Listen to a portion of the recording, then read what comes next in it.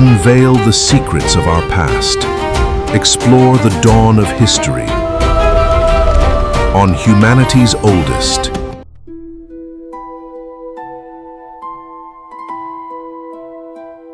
Ma.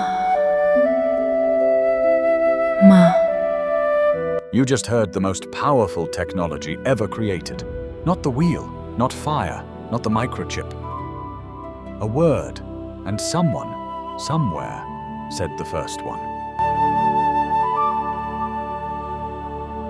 Everything you have ever loved, you loved partly through words. Everything you have ever feared, someone named it first. Every idea that has ever changed the world began as sounds in someone's throat. Language is not something humans have. Language is something humans are. And yet, we have almost no idea where it came from. In this video, we go back. Back before writing. Back before story. Back before the first word was ever spoken. We are going to look at what life was like before language existed. How the first sounds became the first words. What religion says about where language came from. What science found buried in our genes and our fossils. And then, the answer that neither side gives you.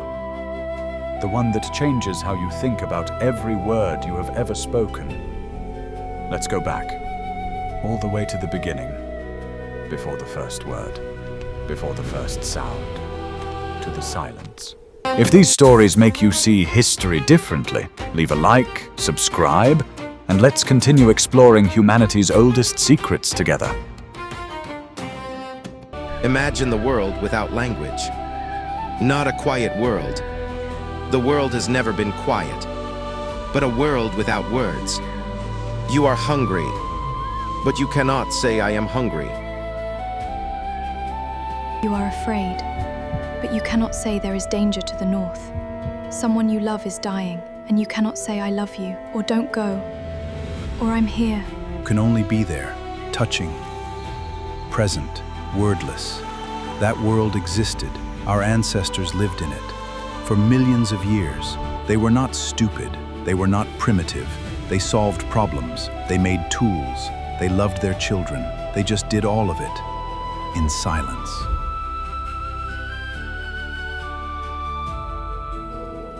They had something. Our ancestors were not mute. They were not isolated. They were not alone inside their minds. They had gesture. They had touch. They had eye contact that communicated volumes. They had facial expressions so precise that scientists can read the emotions on fossil skulls. They had calls. Alarm calls for specific predators. Comfort sounds for the young. Displays of strength and submission. Our closest relatives, chimpanzees, have over 60 distinct vocalizations. Gorillas have been taught hundreds of human signs. Communication existed long before language, but communication is not language.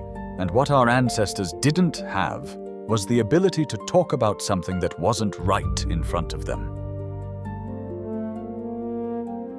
Here is the line between animal communication and human language. Animals communicate about the present. What is happening right now? What is here right now?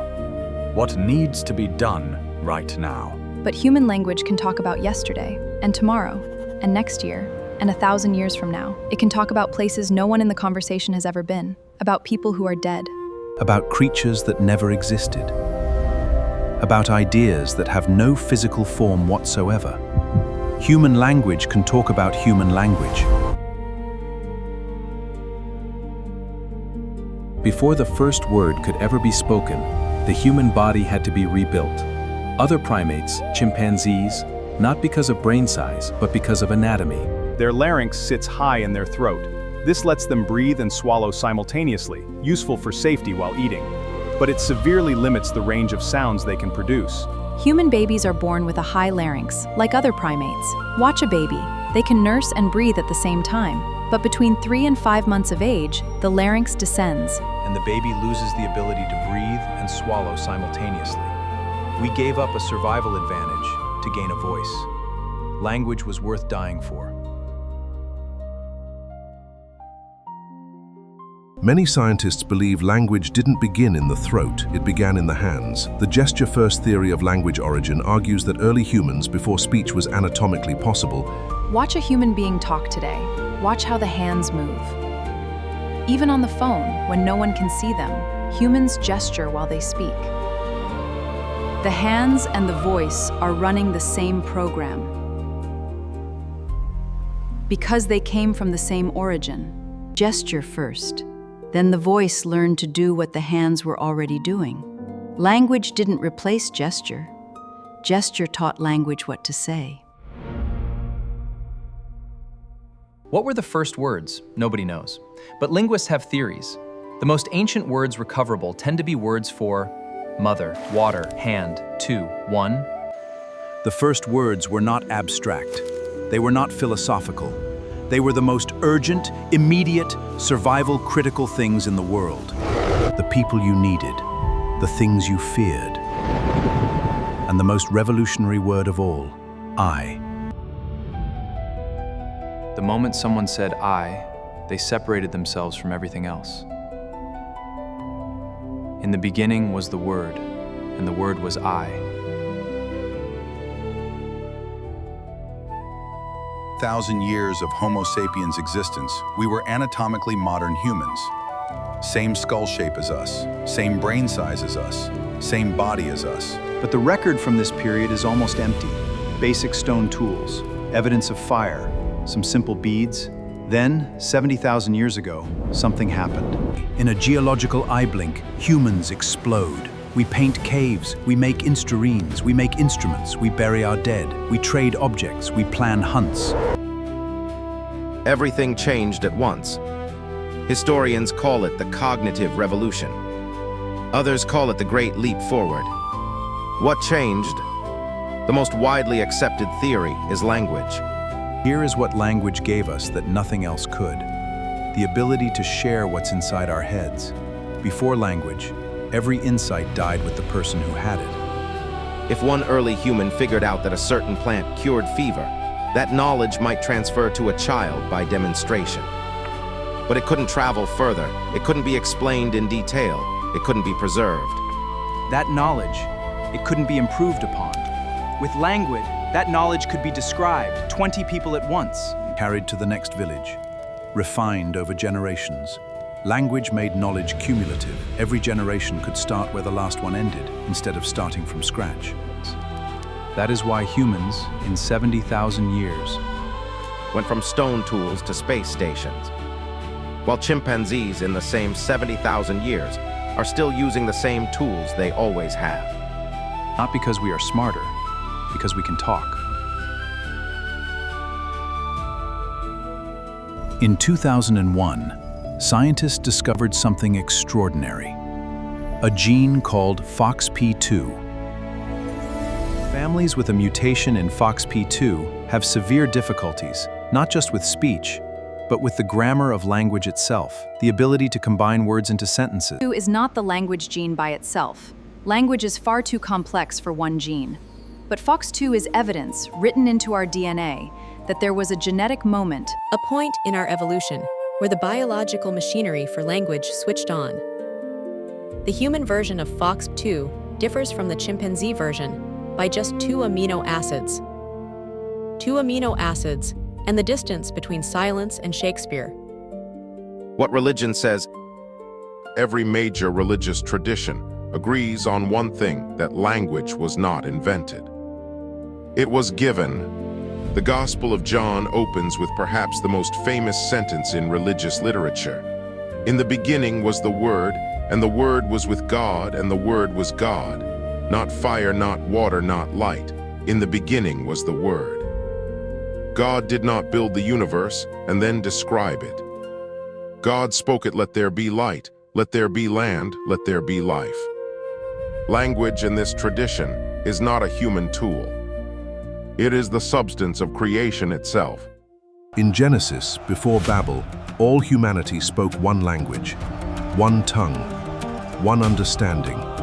They built a tower to reach heaven itself. And God, seeing what unified language made possible, scattered it, so that no one could understand another, and sent the people to the four corners of the earth. It is a story about the power of language so vast, so world-altering, that even God found it frightening. The story of Babel is not about human failure. It is about language being so powerful that it had to be controlled. In Hinduism, before anything existed, there was Aum, the primordial sound from which all creation vibrated into being. In Islam, the Quran was not written first. It was spoken, revealed to the prophet in words, the direct voice of God. In Aboriginal Australian tradition, the ancestor spirits did not build the world. They sang it. The songlines are literal paths across the landscape, created by beings who walked and sang the world into existence. Every tradition, every continent, every culture that has ever wrestled with where language came from, arrived at the same conclusion. Language is not something humans made. It is something humans received from something greater than themselves. Science looks for language in fossils, and fossils don't lie. The hyoid bone is the only bone in the human body directly involved in the mechanics of speech. It anchors the muscles of the tongue and larynx. Without it working correctly, speech, as we know it, is impossible. In 1989, in Kibara Cave in Israel, archaeologists found a Neanderthal hyoid bone, 60,000 years old. When they compared it to a modern human hyoid, they were identical, which means Neanderthals had the physical apparatus for speech. Whether they had the cognitive machinery, we still don't know, but their throats were ready. Today, approximately 7,000 languages are spoken on Earth. They belong to roughly 142 distinct language families. Families so different from each other that linguists long believed they could never be related. But in 2011, a study of the phoneme diversity in world languages, the distinct sound units each language uses, found something extraordinary. African languages have the highest phoneme diversity on Earth. As you move further from Africa, phoneme diversity decreases. South American and Pacific Island languages have the fewest phonemes. This is exactly the pattern seen in genetic diversity. And it means exactly the same thing. All human language traces back to Africa, to a founding population, to one group of people who first developed the full complexity of human speech, to one voice, somewhere in Africa, tens of thousands of years ago. But here is where science runs into a silence of its own. Language leaves almost no fossil record. We can find hyoid bones. We can study FOXP2. We can map phoneme diversity. We can date the cognitive revolution. But we cannot hear the first word. We cannot find the moment the first human being opened their mouth and produced a sound that meant something specific to another human being who understood it. That moment happened. It changed everything. And it left absolutely no trace. Except us. We are the trace. Every word you speak today is a fossil of that moment. Religion told us language was a gift from God. Science told us language was a genetic accident, 2 amino acids in FOXP2, a descended larynx, a cognitive leap 70,000 years ago. But here is the third answer, the one I keep returning to. Language didn't give us the world. Language created it. Here is something philosophers call linguistic relativity. The language you speak doesn't just describe your reality. It shapes what you are able to perceive. The Paraha people of the Amazon have no words for numbers beyond 1 and 2. Studies show they struggle to distinguish quantities above 2, not because they are less intelligent, but because their language gave them no tool to hold the distinction. The Hopi language has no tenses, no past, No future, only now.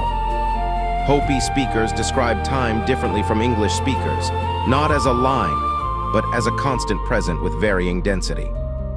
But go deeper than linguistics. A marriage is not a thing that exists in nature. It is a word and a set of shared agreements built on that word. Money is not real. It is a story everyone agrees to believe. A shared fiction held together entirely by language. A nation, a law. None of these things exist in the physical world. They exist in language. And because 8 billion people speak language, they are the most powerful forces on Earth. Language doesn't describe the human world. Language is the human world. The first word was spoken into air. And air holds nothing. It dispersed. It faded. It left no trace. But the person who spoke it, changed. The moment they had a word for something, that something became real in a new way. It could be remembered. It could be shared. It could be built upon. And in that moment, however long ago it was, whatever that first word was, the world became larger. Not because anything changed outside the human mind, but because the human mind had a new way to hold it. Somewhere between 50,000 and 150,000 years ago, a human being, almost certainly a woman, made a sound that meant something specific. To another human being who understood it. We don't know what the sound was. We don't know what it meant. We don't know if it was a warning, a name, a question, or a declaration of love. But we know it happened.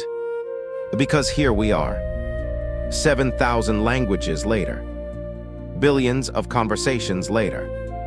Every poem, every prayer, every promise, every story ever told later.